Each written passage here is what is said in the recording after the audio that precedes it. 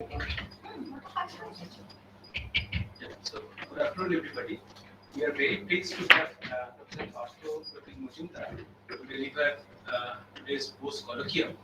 We'll be talking on the genes as a guide to human history and culture. I request our director, Professor Shahad to kindly introduce this.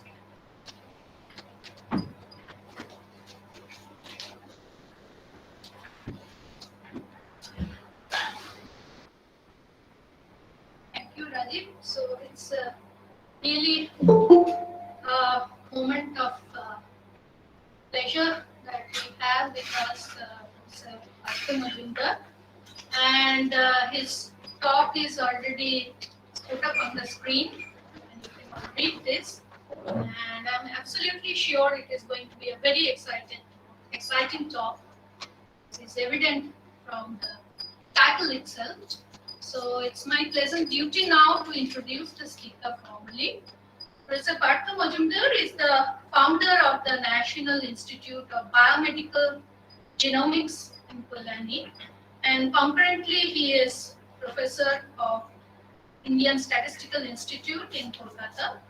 His scientific contributions to human and population genetics span a vast range from structure and evolution of human populations to genomics of diseases and development of statistical methods for genomic analysis.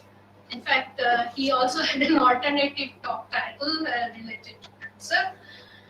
He is a Jessie Bose National Fellow, and he is the elected fellow of all three science academies of India, of the World Academy of Sciences, and the International Statistical Institute.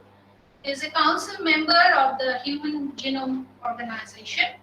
He is the Indian National Coordinator on the International Cancer Genome Consortium. He has served on the board of directors of the International Genetic Epidemiological Society and was the founding chair of its ethics committee. He has worked on the International Bioethics Committee of UNESCO. He is the recipient of many awards and medals, which include was Biology Prize, G.D. Birla Award for Scientific Research, and one of them worth mentioning is that of the New Millennium Science Medal of Government of India, and he is currently the president of the Indian Academy of Science, Bangalore. So with this short introduction, I now request Professor MAJUMDER to deliver.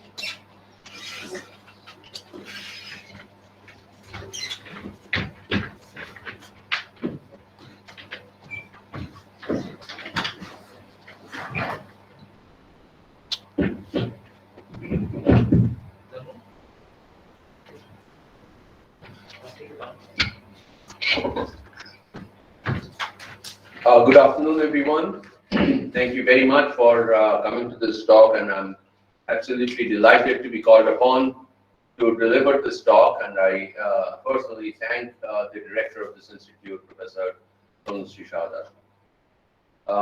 Again, thank you very much for being here in the auditorium. And I'm also told that there are many people who are listening to me on the virtual mode. I will start with an apology, the apology being that the title that I had provided when your director had asked me to provide a title, that title is different from what is displayed on the screen. This is what I'm going to talk about because I thought genomes of Asia may be far too broad, and this is nearer home, and this probably will be more exciting and more interesting to some of you. So I'm actually going to talk about genes as a guide to human history and culture, and this is where I will begin. I'm of course, as is obvious from the title, that I'm going to talk about human evolution, human evolutionary history, and evolution of culture, and we are going to track this using genes. No discourse on evolution can begin without paying homage to Charles Darwin. So I will begin with Charles Darwin. Charles Darwin in 1859 wrote this book on the origin of species by means of natural selection, or the preservation of favored races in the struggle for life. This is what we know about evolution by natural selection. That's the magnum opus written by Charles Darwin. What did he have to say in this book about human evolution? This is what he had to say. Light will be thrown on the origin of man and his history. He threw no light in this particular book. But Darwin, being Darwin, quickly wrote another book, not many years later. In 1871, he actually wrote a book that was confined to the human. And that book was called The Descent of Man and Selection in Relation to Sex. So that was the title of the book. And the basic tenet of that book was that man descended from the great apes. So he was talking about human evolution, continuity of evolution, etc. Most of it was embodied in his magnum opus, but certainly with respect to the human species, this is the book to consult when one wants to understand what Darwin had to say about human evolution. Did he have a lot to say about human evolution, and how did he conclude this? We are going to probably laugh when I write down the various points that Darwin made in order to understand or in order to relate evolution of the great apes or similarity between the great apes and the human. So this is what he wrote. His main arguments were that there is a correspondence in bodily structure between man and apes. The structure of the tissues and the composition of blood are similar. Of course, he could never have looked at the composition of the blood. He probably only looked at the color of the blood. Men and apes have common parasites that he probably should have been able to figure out. Process of reproduction is the same in all mammals. The embryo of man resembles the embryo of other mammals, undergoes a corresponding order of development, etc. So the order of development and other ancillary facts actually led Darwin to conclude that man descended from great apes. If any of us were to write this set of arguments in order to argue that man descended from great apes, no publisher would touch our book.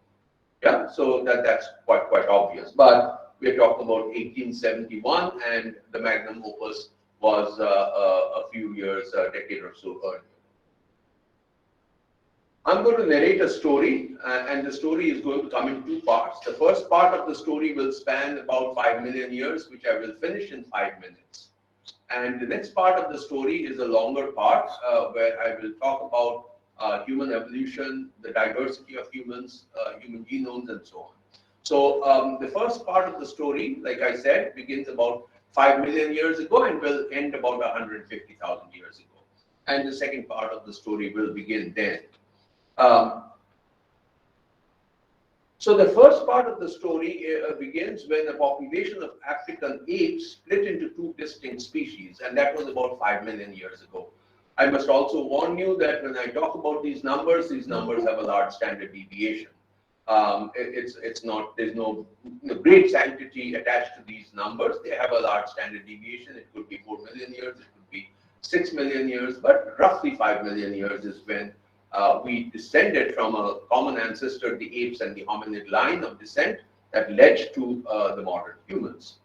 Along the line of descent, our ancestral species were gorillas and the chimpanzees, from which we evolved. And in that line of descent, also there are further evolutions, like the bonobos came much later. So those are ape-like animals, and then we continue to grow along this line of descent, and we are right here. Homo sapiens, the modern humans. About 4 million years ago, and I'm going to jump millions of years in almost 30 seconds each time, more than 4 million years ago, one of those species that was on the evolutionary path to humans began spending most of its time on 2 feet. We became bipedal about 4 million years ago. And prior to that, we were quadrupedal, and we walked on, we were knuckle walkers. We walked on 4 feet, so to say. This was the genus Australopithecus that became upright. Australopithecus is a genus, and there are other members in the other species in the Australopithecus genus. And that was about 4 million years ago when Australopithecus arose, and they had an upright gait and they started walking upright. One of the most famous members of the Australopithecus genus was Australopithecus afarensis. popularly known as Lucy. And for those of you who may be interested in pop music, Beatles songs, etc., Johansen, who actually discovered this fossil, was listening to this Beatles song, Lucy is in the Sky with Diamonds. And then he discovered this and named this fossil as Lucy, and that's how the name of the fossil came about. And this was dated to be 3.18 million years ago, and the brain size was about 400 to 500 cc. This is a reconstruction. This is a reconstruction of the skull of Lucy, and it's fragmentary. It was reconstructed, etc. I'll show you another skull where a lot of plastic pieces also have been put to keep the anatomical shape the same. But this is what fossil or archaeology and prehistory and geology is all about. Australopithecus afarensis also had an upright gait. When I say also, there were other species who were also walking upright, and Australopithecus afarensis also walked upright. And how do we know that? The footprints of Australopithecus afarensis are embedded on volcanic ash that cooled down. The animal walked on when it was still molten, and then the volcanic ash cooled down. You and I can't probably read this, but those who can read this gait will vouch that whoever walked on this volcanic ash bed was a bipedal, had an upright gait, and walked on 2 feet. This was discovered by a member of the leaky family. The leaky family, generations of leaky families of the leaky family spent time in various countries in Africa, fossil hunting and reconstructing evolution. And this was discovered in 1975 by Mary Leakey, these footprints. So this is a testimony to upright gait. What did this upright gait do to the human? It helped humans survive longer. And why did it help humans survive longer? It helped humans survive longer because your hands became free to use for manipulation. And one of the most important things that we did was to be able to throw stones at predators so that we could survive longer. And that was essentially to protect ourselves. So our lifespan increased as a result of the upright gait. It's not a direct consequence, it's an indirect consequence, but it's a consequence.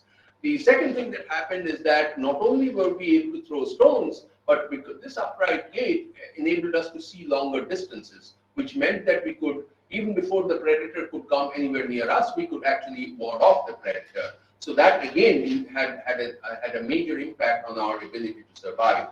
The third was that at around the same time, there was a concomitant increase in brain size.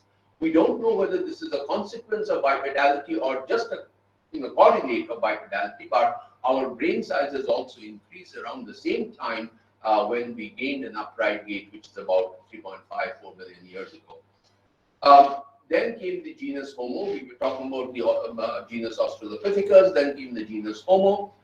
In the genus Homo, there is this famous fossil called Homo erectus or ergaster that was about 2 million years ago. So the Homos as a genus arose about 2 million years ago. So we are talking about we have jumped 2 million years from the evolution of the Australopithecus as a genus to Homo as a genus. And this particular genus was, they were very good tool users. They could use stone tools to their advantage. And they were quite widespread.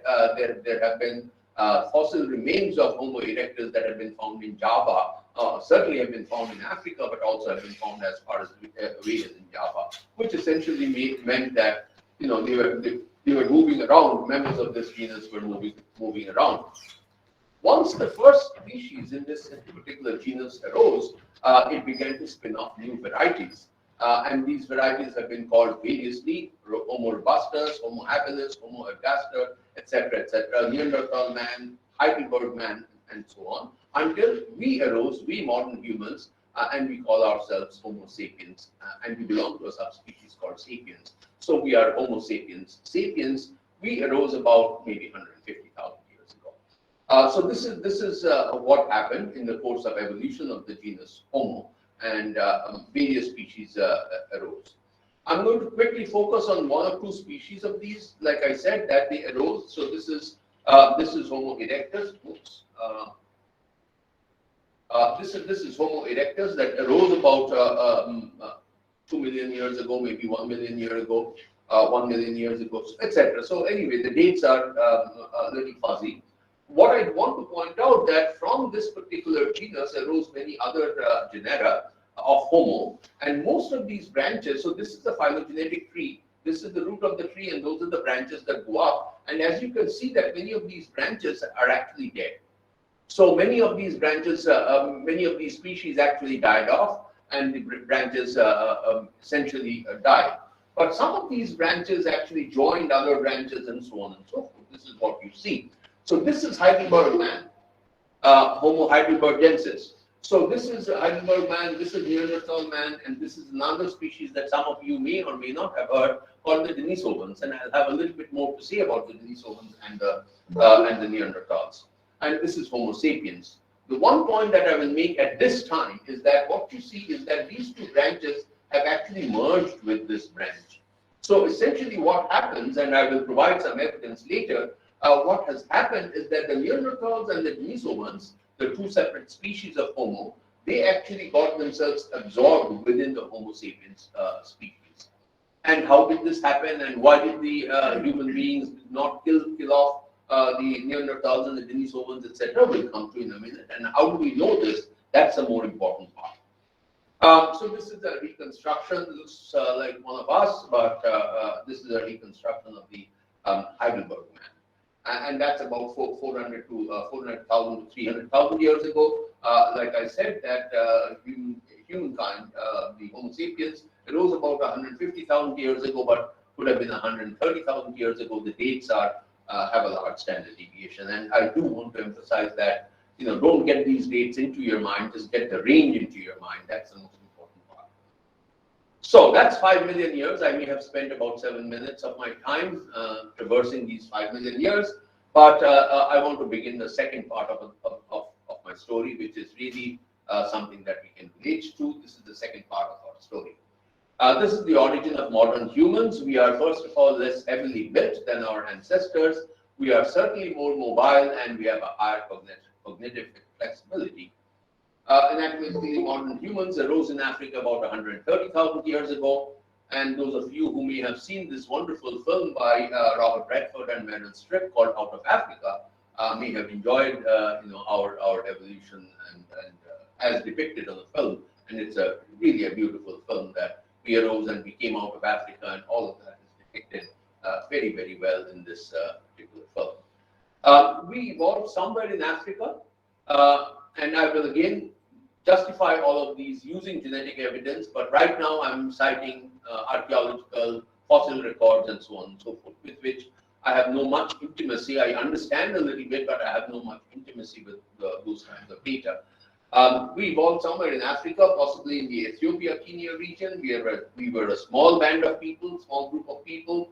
Our ancestors hunted deer, hare, etc. We were hunter-gatherers. We gathered nuts and berries. And when we reproduced well, and when our numbers increased, we moved to another place. We also, many of them actually looked like many of us.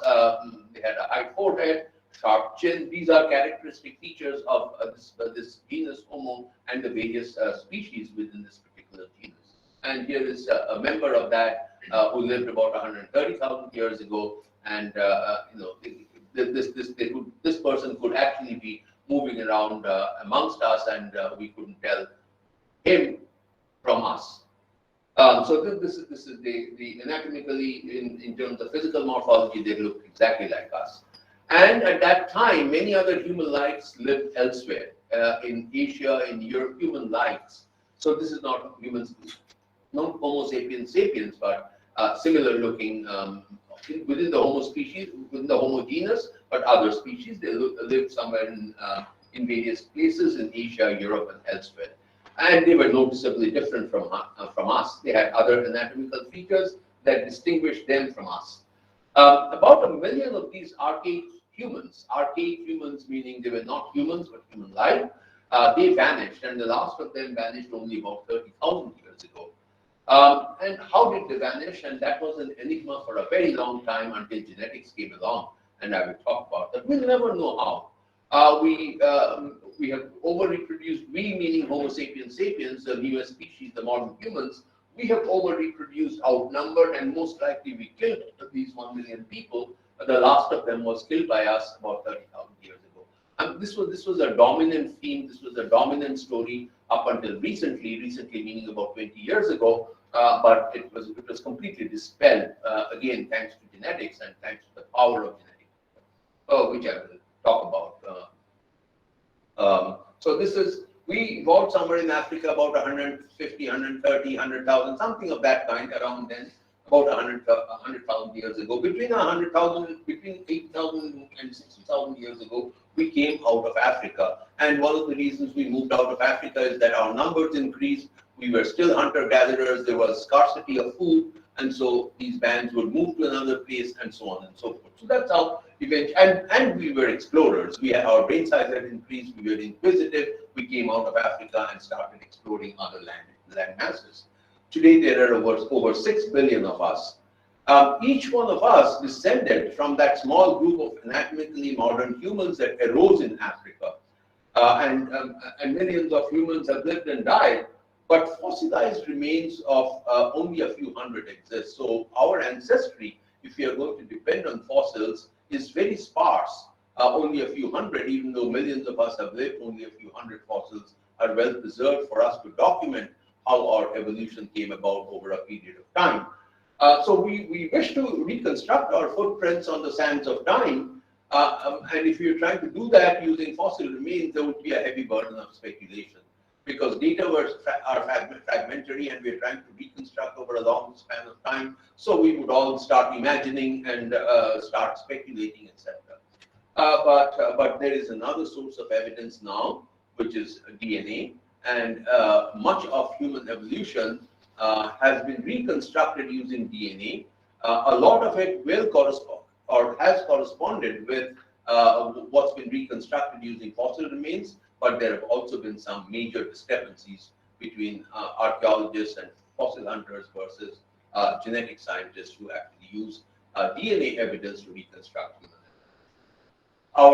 The bread and butter for me and for many members of my tribe, the genome scientists, will look like this. We take a blood sample, we isolate DNA, and we sequence the DNA, and this is what is our bread and butter. That's how the raw genome data looks like, made up of 4 alphabets, a long string of letters. Each row represents letters from an individual. As you can see that most of these alphabets, if you go along the columns, across individuals along the columns, at most of these positions, they are exactly the same, but there are certain differences in some positions. So, for example, there are certain differences in that position. There are some differences in this position. So, for example, here is a C instead of a T. So there are little differences in some individuals, and these are called mutations.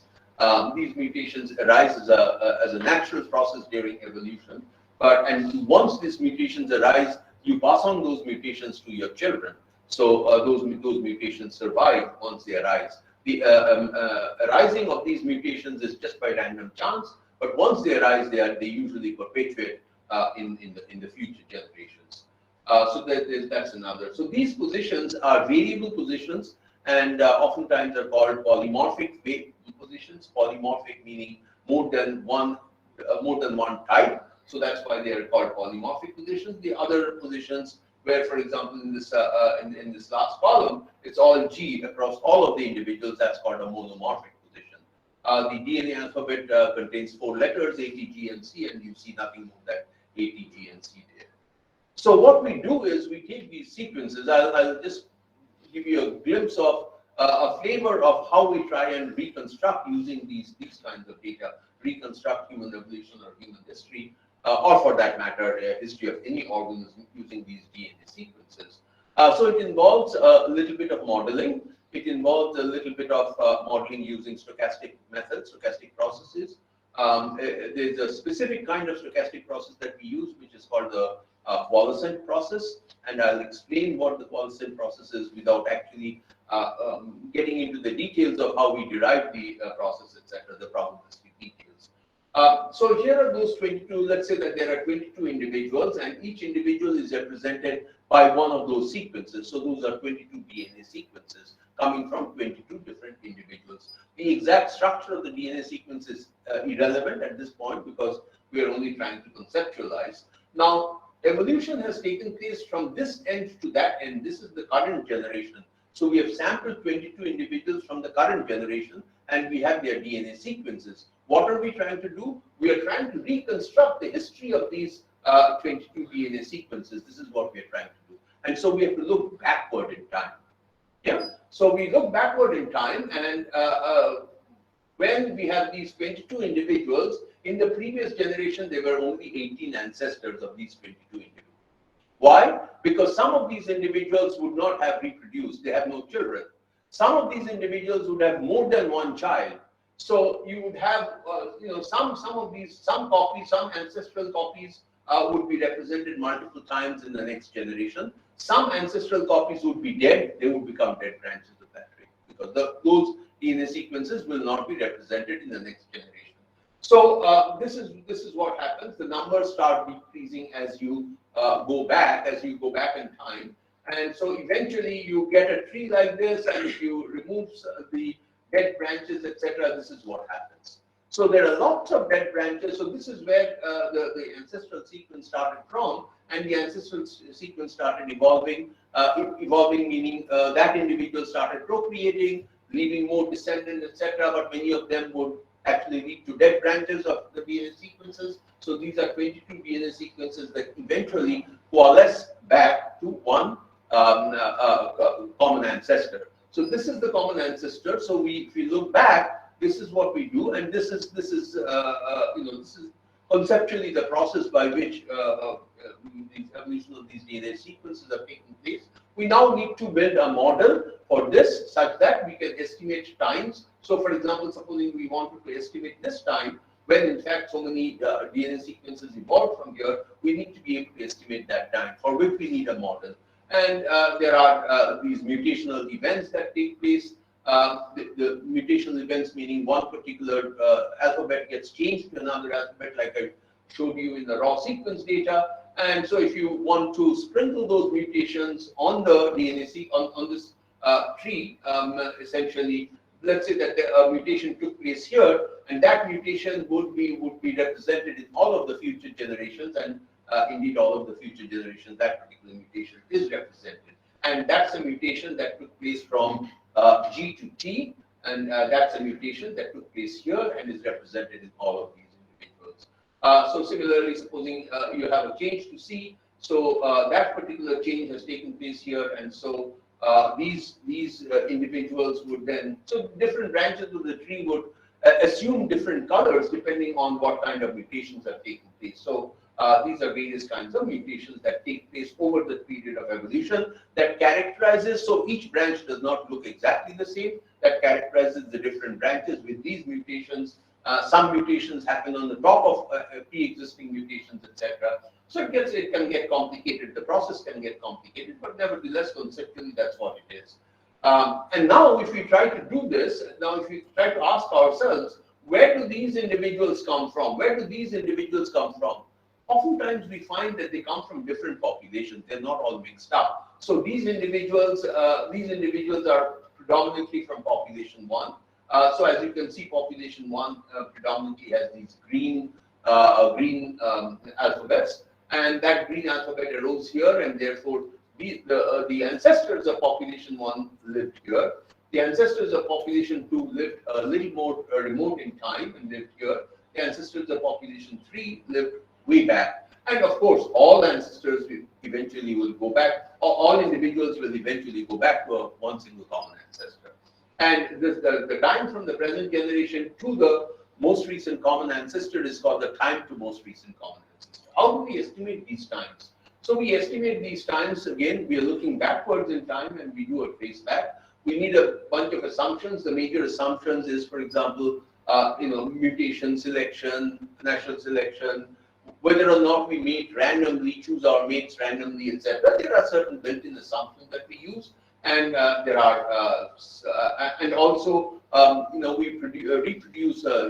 We leave a number of children for the next generation. The distribution of the number of children left by a couple is also probabilistic, and we model that, for example, using a Poisson distribution, etc. So I won't get into the details of this, but essentially, what happens is that if you have for different kinds of evolutionary scenarios, we get different kinds of structure of these branches or structure of this tree, and we can actually look at. So this is the first coalescence. This is the most recent. This is the tree has been inverted, so to say. So this is the most recent in present time, and these two sequences, if you look backward in time, will have a common ancestor. So this is the first coalescent event.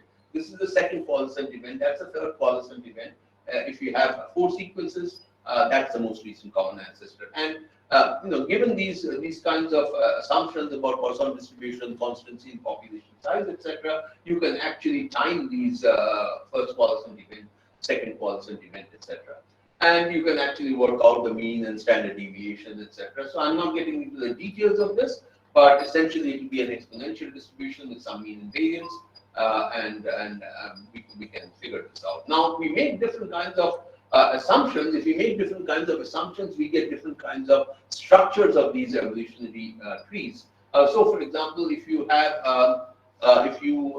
a constant population size, then most of these coalescent events will take place at the bottom of the tree. On the other hand, if you contrast this with exponentially growing populations, you will find majority of the coalescent events will happen at the top of the tree. Meaning that in a constant population, most of the DNA sequences will have an early common ancestor. In an exponentially growing population, most of the DNA sequences will have older common ancestors, etc.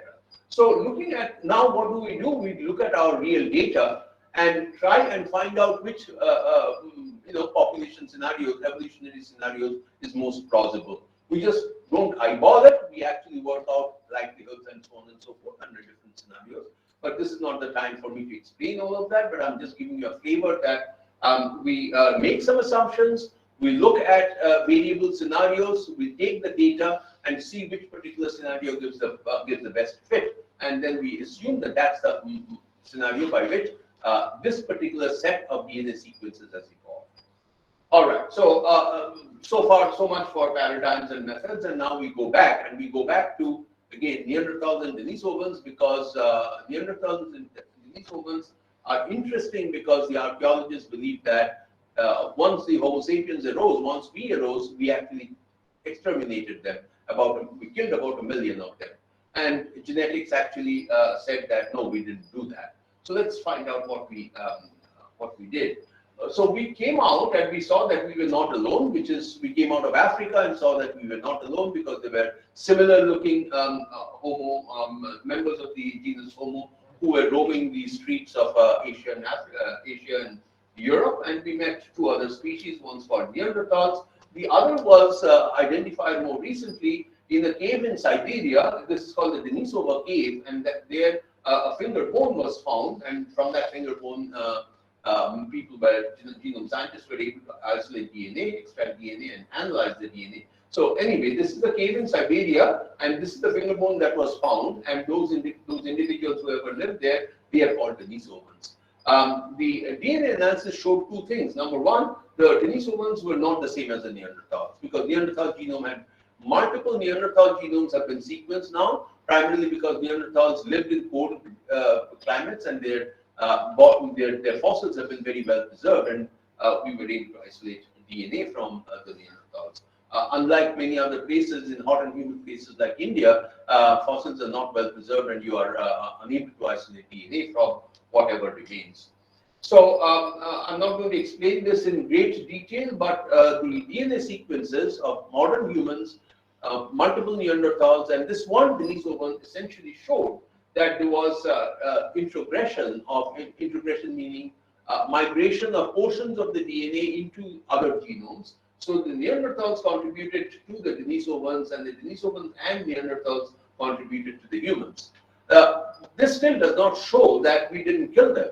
It's still, all that it shows is that we mated with them, because this kind of integration can't take place without matings. So all that this data shows is that we mated with them. Also, I will point out another thing. I don't know if I have that slide, but if I do, I'll point it out right now, and then I'll try and relate that at a later point of time. There is also a potential unknown hominin.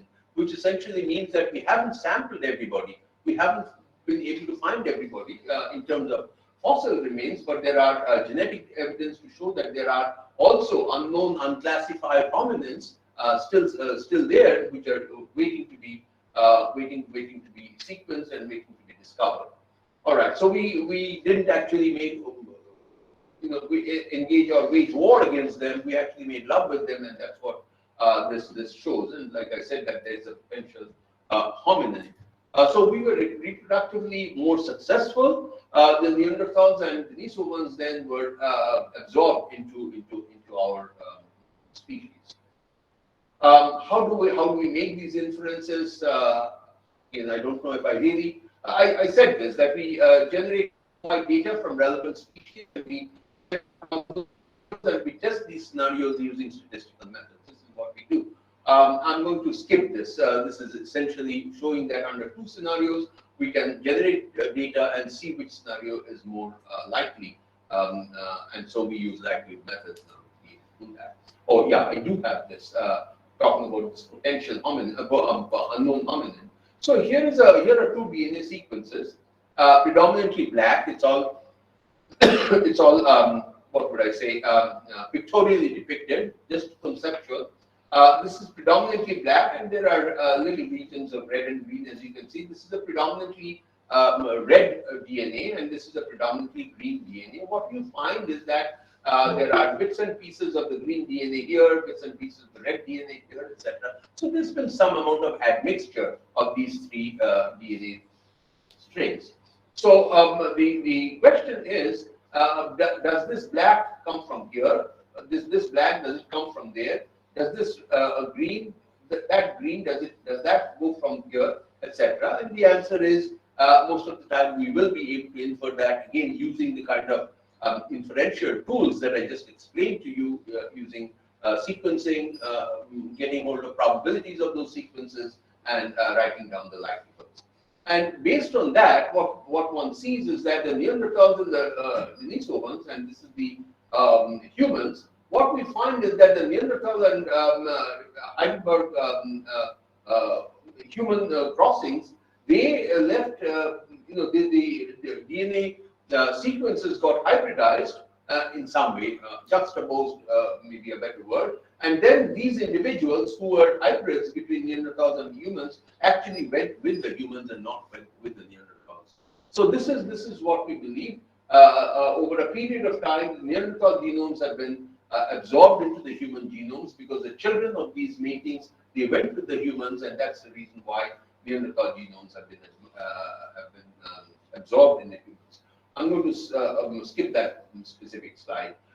So this is, let's say, that the Neanderthal genome, let's say that this is the Denisovan genome, and let's say this is the human genome.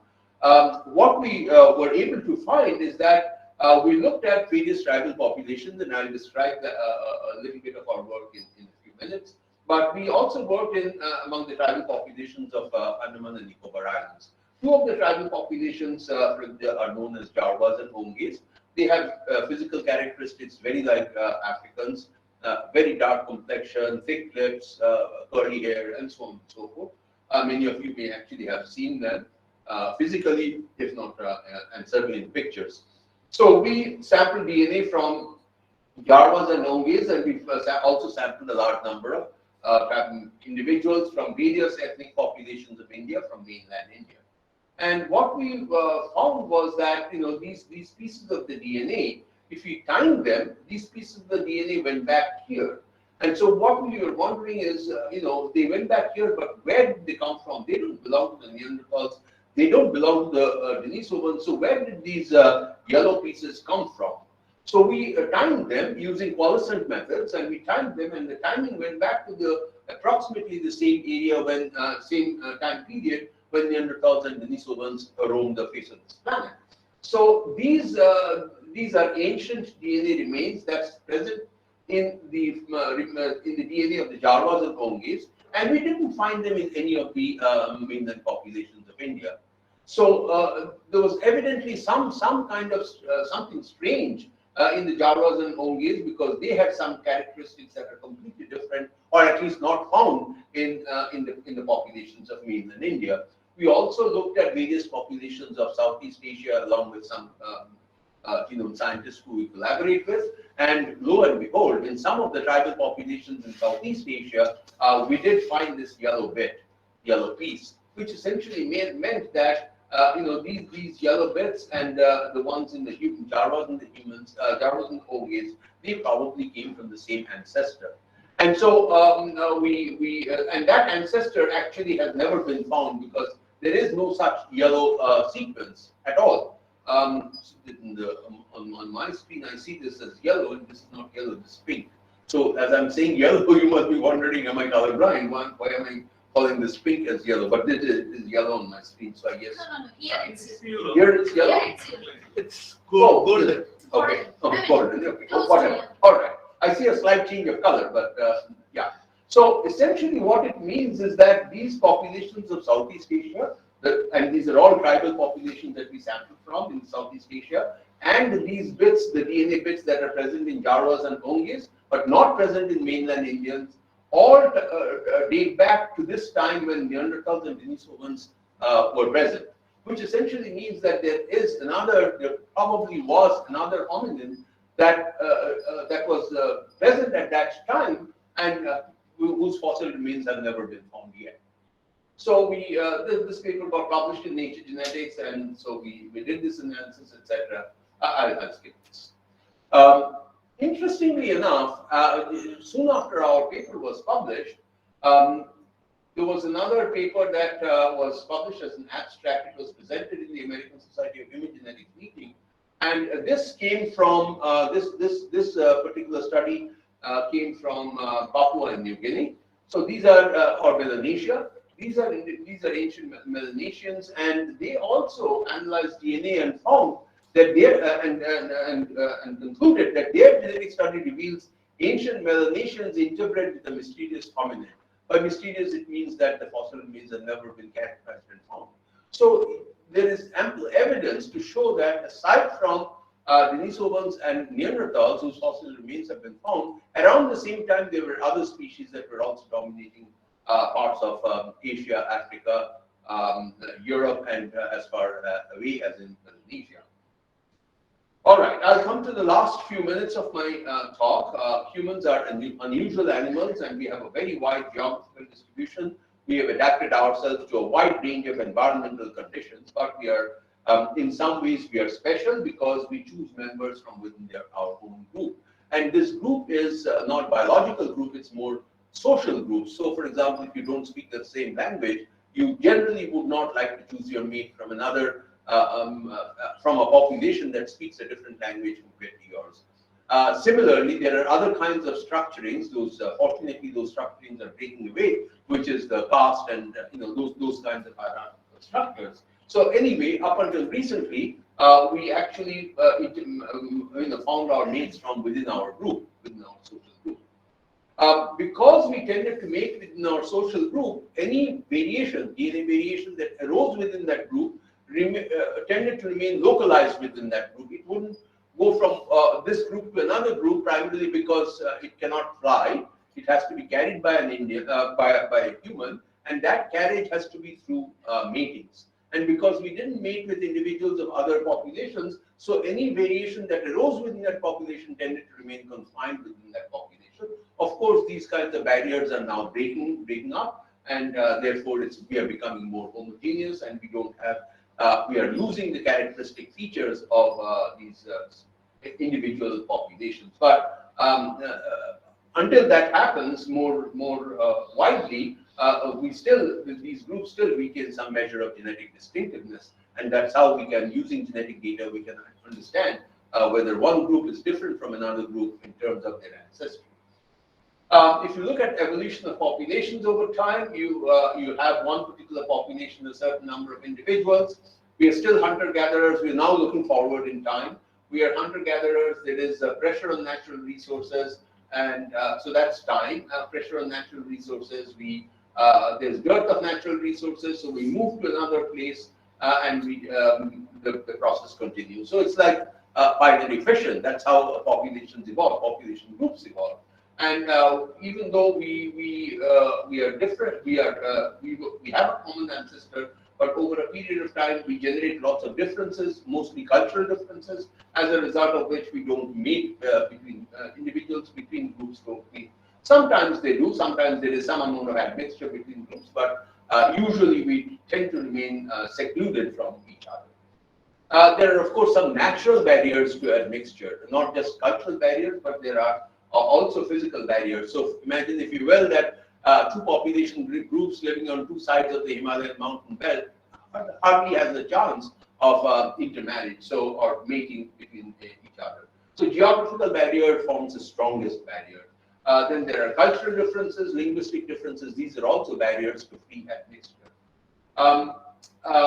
The expectation that we should have is that since mutations accumulate, and mutations is the bedrock of genetic diversity, if we have a population that's very old, that's ancient, a large number of mutations would have accumulated in that particular population compared to another population which has evolved more recently. So the expectation is that since we don't know when it has evolved, we just look at the extent of diversity, and using certain modeling methods, we try to estimate the time when this population may have evolved. So our expectation is that the older population should possess greater within population diversity, and populations that possess high amounts of genetic diversity as a consequence, as a corollary, are older. So if you look at population diversity, genetic diversity of populations, the African populations have the highest amount of genetic diversity, followed by populations in Asia, and then populations in other parts of the world, including the New World, are by and large the same and much smaller. So this is consistent with the view that humankind arose in Africa. We moved out of Africa, and one of the first places that we came to was Asia after we came out of Africa, and then from Asia we went and populated other parts of the world. This is gross, but if you look at it at a more fine scale, we look at what's called certain kinds of these. I don't want to use too much of jargon. These are called haplogroups. This is on the Y chromosome. So this is a constellation of DNA alphabets and a specific constellation of DNA alphabets. And these multiple specific constellations comprise these various kinds of haplogroups. So imagine that these are specific structuring or specific sequence of alphabets on the DNA that characterizes a haplogroup. Now you can, just as I said, that you can find out the phylogenetic the evolutionary relationships among any DNA sequences. That has been done with respect to these Y chromosomal haplogroups, and this is the phylogenetic tree or the evolutionary tree that you reconstruct. On the left, as you can see, that these have ancestrals, these are older than these individuals, than these haplogroups. So as we move from left to right, we are going from older signatures to newer signatures. And Y chromosome is passed on by the father to all his sons, right? So it's male. So if we look at these haplogroups, then we are actually tracking the movement of males. So if you plot the frequencies of these haplogroups over a map of the world, how does it look? So this is the Y chromosomal distribution or Y haplogroup distribution over the world. I'm not going to have the time for you to gaze at this for a long period of time, but I'll give you the take-home message. If you look at Africa, the oldest haplogroups, the oldest signatures are confined to Africa at a high, not confined, appear at a very high frequency. If you look at the New World, the Americas, where human beings have crossed the Bering Strait not so long ago, about 15,000 to 20,000 years ago, you find the newest kind of haplogroups. So these kind of signatures are in the New World, and in Asia and Europe, you find the middle-aged signatures. So this is completely consistent with human beings arising in Africa and therefore having the oldest signatures, moving out of Africa, populating Asia first, having the middle-aged signatures, and then moving into the New World, having the newest kind of Y chromosomal signatures. The same thing happens with mitochondrial DNA signatures. Mitochondrial DNA signatures track the female movements, track female lineages, and track female movements, and you essentially see exactly the same thing. The oldest in Africa, middle-aged ones in Asia, Asia and Europe, and the newest ones in the New World. So this is again completely consistent with humankind arising in Africa, moving out of Africa to populate Asia, and then moving on to populate other parts of Europe and the Americas. We were interested in understanding evolution and diversity of humans or human population groups all across Asia, given that Asia was populated soon after humankind came out of Africa. So this is a study again that we did with lots of collaborators from various parts of Asia, a very large number of populations. But I want to draw your attention to one thing. Like, for example, I said that humankind came out of Africa and populated Asia first. But Asia is a large continent. Where did they come to? I'm going to impress upon you that they came into India first. And if you look at this particular tree, this is the oldest root. This is the ancestral root. These are the oldest branches, and these are the newest branches of the tree.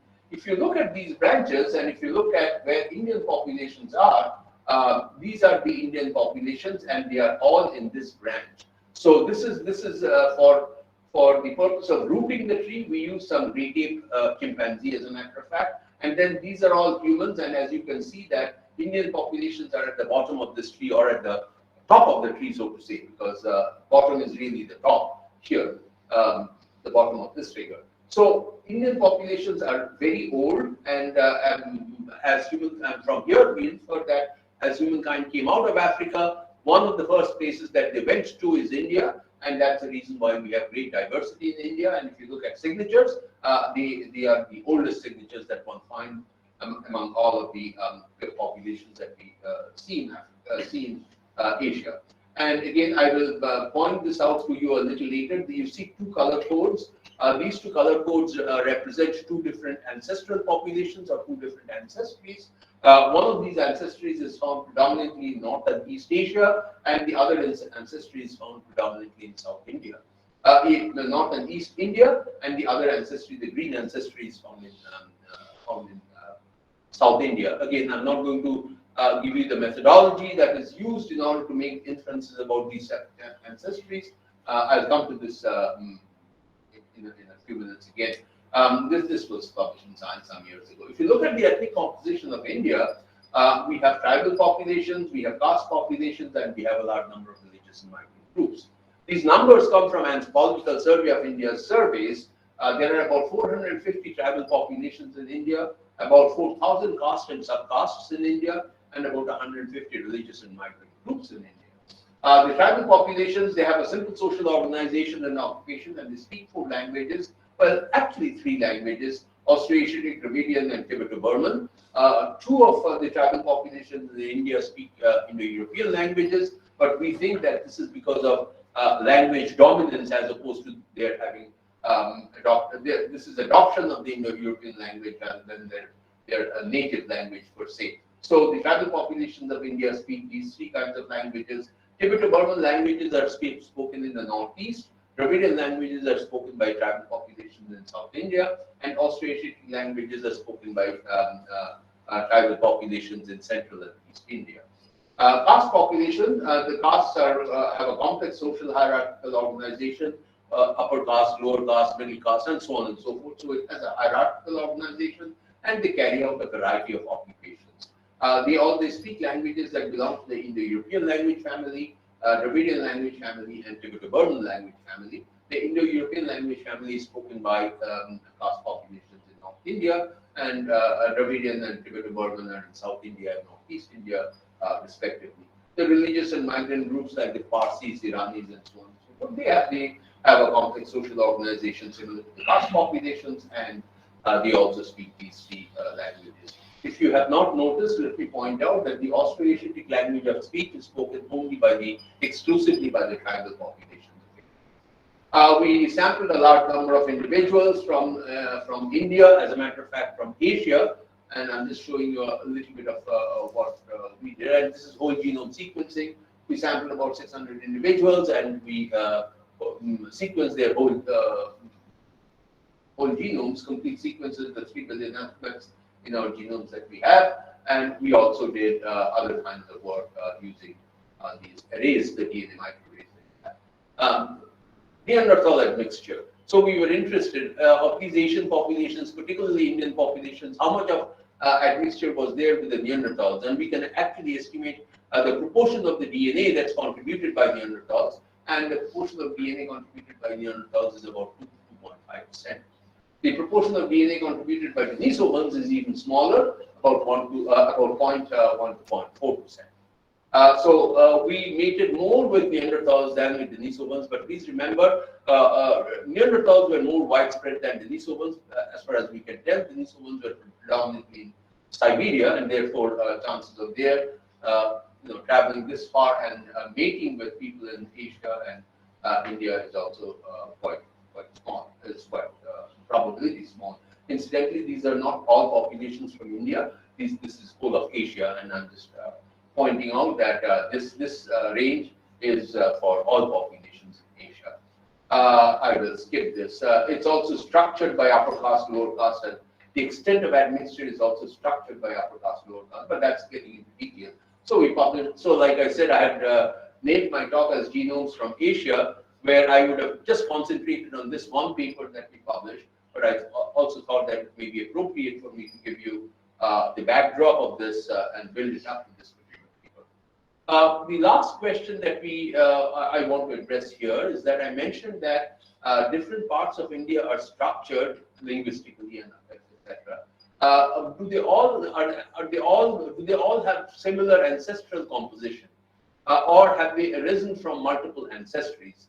This is one question that we actually addressed, and almost contemporaneously, along with us, another group from Broad Institute in the US and CCMB in Hyderabad, they collaborated and they identified they asked a similar question and identified the following. They said that there are essentially two ancestries in India. One they called as the ancestral North Indian, and the other they called as the ancestral South Indian. And they proposed that all populations of India are different proportions of admixture between these ancestral North Indians and ancestral South Indians. So essentially, they said that there are two ancestral subtypes that contributed to populations in India. We were doing our work at the same time, but they beat us by a few months. Our paper was published in PNAS. That paper came out in Nature. Essentially, what we showed is the following: that if you look at, so these are the first two principal components based on the genetic data. The first two principal components, I can't remember what proportion of it explains about 25-30% of the variation, but those are the first two principal components. These are color coded. Each dot here represents an individual. These are individuals that come from the Andaman and Nicobar Islands, and this time stand far apart. As you can see in this two-dimensional plot, these individuals genetically are very distinct.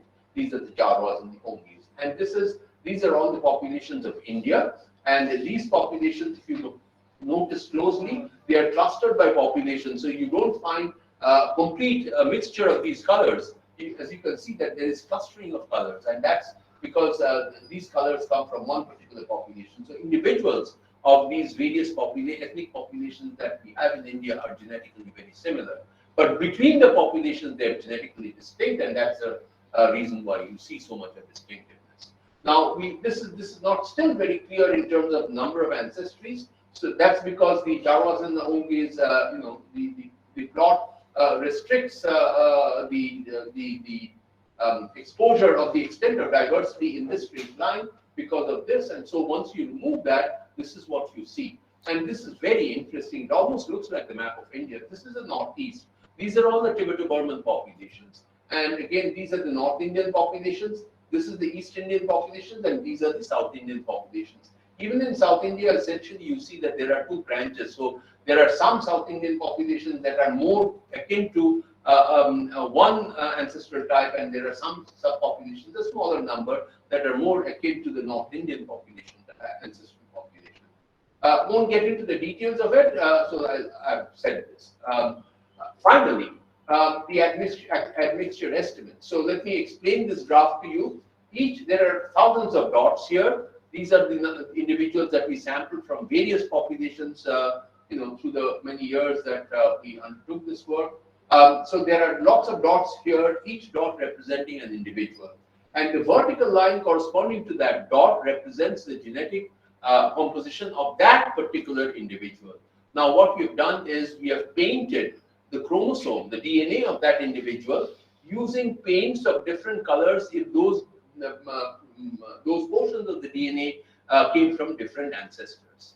And there are ways of statistical ways of estimating all of this. So, for example, if you take this individual is almost exclusively blue, which essentially means that there is no variation in the genome, that the genome came from one single ancestor. On the other hand, if you look at an individual here, that individual's chromosome is or DNA is checkered. It's checkered by the contributions of the red, which is one ancestor, of the green, which is another ancestor, of the blue, which is another ancestor, and the turquoise, which is a fourth ancestor. So some individuals are highly admixed, some individuals are not so admixed. So, for example, if you go to this extreme, you also find completely homogeneous genomes, homogeneous in the sense that that genome was derived from a single ancestor. So there is a pattern in this in the extent of admixture with multiple ancestors. But one of the questions, so already there are 4 colors, and you see that there are these 4 colors correspond to 4 ancestral types. The question is, can we identify where are these individuals and how do they compare with our the cultural constructs that we have? So this actually corresponds to the linguistic groups. If you look at these individuals, they are drawn from populations who speak Indo-European languages, meaning that these are mostly North Indian populations. These are mostly South Indian populations. So this, according to the other study, this would be the ancestral North Indian, the green one. The ancestral South Indian would be the red one. And then we have discovered that there are also other ancestral types that have contributed their genomes to the Austroasiatics and the Tibeto-Burmans of Northeast India. And the reason why our study came to a slightly different conclusion than the previous study, we were able to get to a deeper understanding, is because our sampling was better. The previous study, the study that was published in Nature, sampled no tribal populations. But tribal populations are the ancestral populations, and without sampling tribal populations, there is hardly any statement that you can make about the ancestries of these. So, and like I said, that it was published in the PhDs. I will come to the last 2 minutes of my talk. I want to show you a phenomenon where genes can also serve as a guide to culture. One of the major cultural innovations that humans did was agriculture. Agriculture, whether you think about it as a physical process or as a cultural process, is essentially a cultural process. Food grains, etc., are different cultures use different kinds of food grains, etc. But that's a long story. Most believe that agriculture, more than a physical process, is a cultural development, is a cultural innovation. Innovation, you innovate something, innovation can move over geographical distances in one of 2 ways. A bunch of people innovate something, they can transmit this innovation to a faraway place just by word of mouth without actually physical movement. Today it has become much easier, right? I mean, the internet, the telephone, and so on and so forth. Even in earlier days, by word of mouth, you could transmit an innovation. Or you could actually have physical movement of people who would take this particular innovation, the innovative idea, for example, agriculture, go to another place, teach people there how to conduct agriculture, and so on and so forth. So innovation can be without physical movement of people or with physical movement of people. The question that we asked is, this cultural phenomenon called farming, agriculture, did it spread throughout the world in its modern avatar? Did it spread throughout the world through movement of people, or was it a movement of ideas? That was something that we wanted to test, and we tested it using genes. So this is spread of agriculture. Genes as a guide to spread of cultural phenomenon. Modern agriculture arose in what's called the Fertile Crescent region, Syria, Lebanon, Turkey. How do we know this? We know this from the study of fossil pollen grains of food crops. That's where it arose. And what is this heat map? This heat map has to do with a specific genetic signature, which has its highest peak in the Fertile Crescent region And as you move away from the Fertile Crescent region, you see that it diminishes. The frequency of that particular signature diminishes. So what we are trying to find out is whether there is a correlation between movement of agriculture and movement of these genes and or dilution of these signatures, because signatures will get diluted if these people move to another place, start mating there, and then those people move to another place. So this genetic signature that arose here will over a period of time get diluted, because a small number of people will move, they will mate with a larger number of people, so there will be a dilution of that genetic signature. By dilution, I really mean a lowering of the frequency of that particular genetic signature relative to the total population. Indeed, as you can see that it diminishes, and again, I won't get into this. This is again a tree of multiple genetic signatures. I'll skip this. This comes through. So what we did was we extended this entire thing to India. And as you move from the Fertile Crescent region into India, you also find that that particular signature that characterizes agriculture, meaning characterizes people who innovated agriculture, because they have the highest frequency of that signature, that diminishes as you move away from that Fertile Crescent region. This is more consistent. If it was only by word of mouth, you wouldn't find this gradation. You wouldn't find this clinal pattern. What you would find is patchy frequencies, likely, and probably everything else would be zero except for of that particular signature. The prevalence would be zero except for that Fertile Crescent region, because the idea has moved by word of mouth. No physical movement of individuals have taken place. So this is consistent with. So now we can say that farming as a practice, as a cultural practice, actually moved from the Fertile Crescent region to all parts of the world through movement of farmers, movement of people who actually innovated farming and went and taught other people. So there are other examples that I can give, but farming is something that we all can relate to. So genes can serve as a guide also to these cultural phenomena. It also can tell us about predisposition. I think I've overshot my time big time. So I'll stop here. There are other kinds of things that we've done. Never mind these. This is my most important slide, and I want to read this out to you. And why do I want to read this out to you? Because as many of you may know, that these genetic data have been misused for racial discrimination, and we believe that we should never use genetic data for purposes of racial discrimination. And this is something that I always end my talk with, because this is something that I relate myself to. This is from a passage by the African American poet Maya Angelou, and that's the name of the book. Wouldn't take nothing from my answer for my journey now. And I'll read this out to you. I know that you can read it, but it always invigorates me as I read this passage. It's time for the preachers, the rabbis, the priests and pundits, and the professors to believe in the awesome wonder of diversity, so that they can teach those who follow them. It's time for parents to teach young people early on that in diversity there is beauty and there is strength. We all should know that diversity makes for a rich tapestry, and we must understand that all the threads of the tapestry are equal in value, no matter their color, equal in importance, no matter their texture. Thank you very much.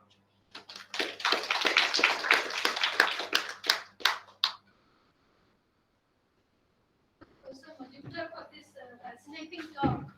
I'm sure there will be some questions. Please. Professor Majumdar, that's a beautiful talk. My question is, who are the Rakhigari people?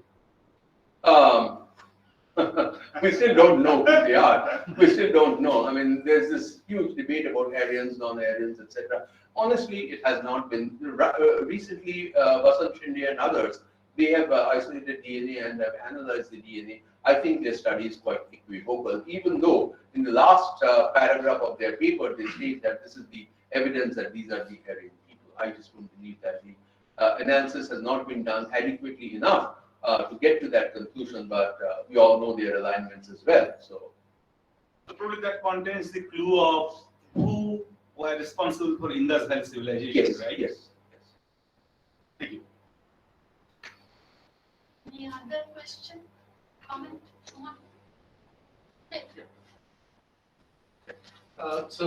My question is, so if you think about this process of evolution as a kind of a random walk on the sequence space, so is it more like a continuous or like a diffusive process, or there has to be some kind of jumps or collective kind of transitions happening? So when you move from one species to another, is it a continuous kind of a deformation, or one there should be species to jumps? another, did you say? One species to another?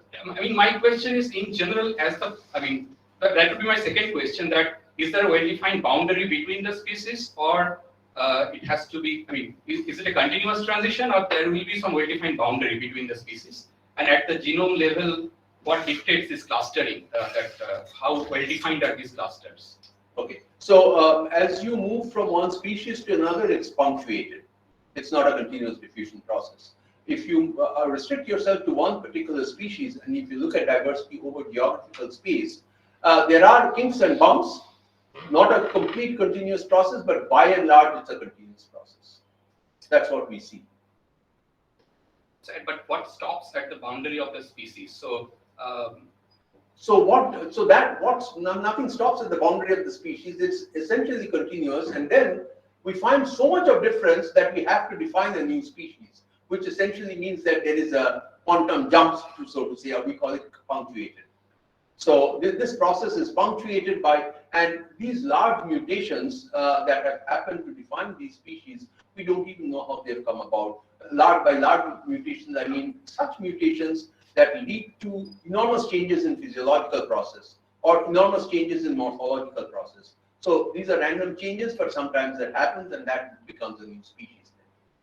So another question was, in your principal component analysis plot, although there were clusters within a specific group, but it looked to me that if you connect them together, there is a kind of a continuum spread.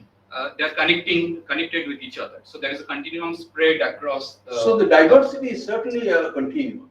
So what you're looking at is the extent of genetic diversity. Right. But once you look at those clusters, the diversity that you're looking at within a population group is very restricted.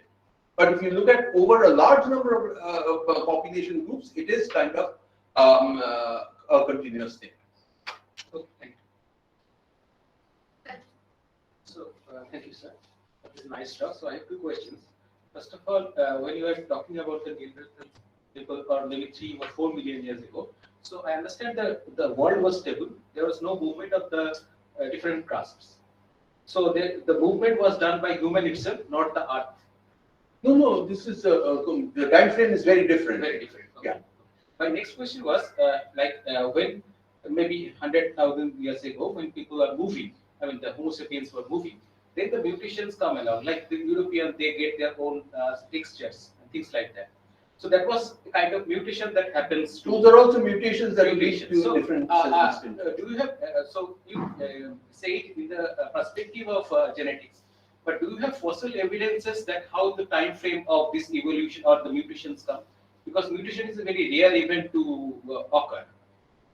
Fossil evidence, fossils will only preserve bones and won't preserve skin and muscle. But the bone structure is also very different. If you see the Caucasians and the other and the African, they have bone structure, face, skull structure a bit different. So that are the changes that is occurred in Homo sapiens.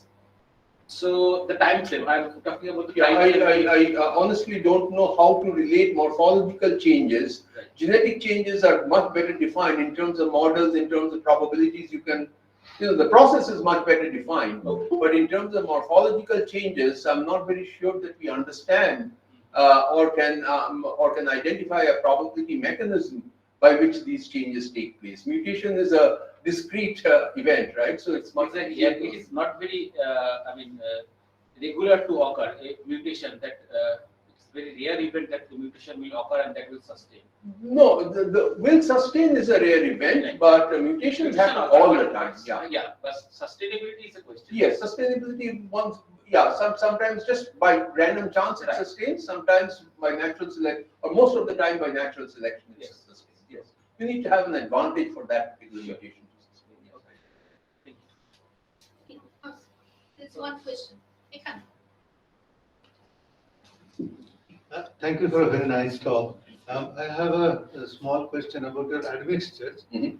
If you look at the admixtures, is it possible to put a time frame to when these things happen, and what is the sort of error bar in those things? Yeah, so the error bar is essentially large. You know why? Because if you remember the plot, even if those individuals are all North Indians, there is a huge amount of diversity among them in terms of the ancestral contributions. So that makes the time frame, the standard deviation of time estimates very large. And then it starts to overlap with other populations as well. And so you can't say that there is a statistically significant difference. This statistical significance disappears.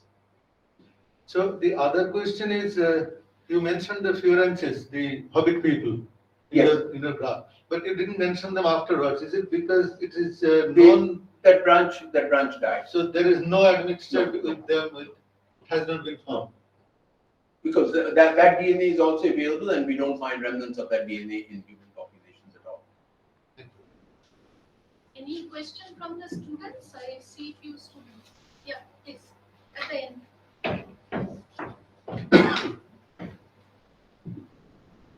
Sir, you have shown in the ancestral population that the South Indian people are generally everywhere situated in the everywhere part. That is in the North Indian population also, and in Tibeto-German and another part which I can mention that at remember. all. No. Can you account on the fact that what is the special reason for the South Indian population to diversify on the No, different? they didn't diversify. The red color is situated on the everywhere of the different parts of the Tibeto-Burman, Indo-European, and so. Minuscule, not in large quantities, Green is also there.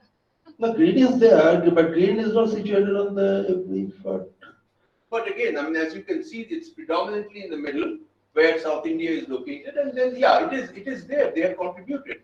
So humans haven't actually. Humans are promiscuous. So yes, we did mate with others, but as you can see, that the proportions of their genome contributions of their genomes is small, which essentially means that there have been some meetings, but not very much. Okay, thank you, sir. But did you have anything else in mind? Do you have an explanation? Okay, no, I also don't have any idea, but I don't think we need to pay too much of attention because the admixture levels are so low that yeah. I have two small questions. Yes.